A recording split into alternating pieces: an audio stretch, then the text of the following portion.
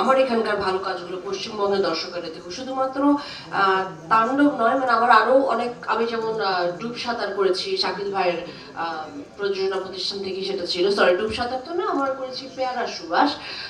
তো সেটাও আমি দেখাতে পারিনি। তো এটা নীতি নির্ধারকেরা যারা করেন তারা ভালো বলতে পারবেন, কিন্তু আমি অবশ্যই চাই, বিশেষ করে তাণ্ডবের কথা বলবো।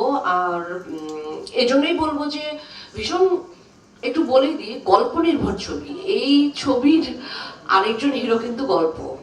হ্যাঁ, আমরা জানি যে স্ক্রিপ্ট হলো মাদার অফ দ্য ফিল্ম, যদি আমরা সেভাবে ভাবি।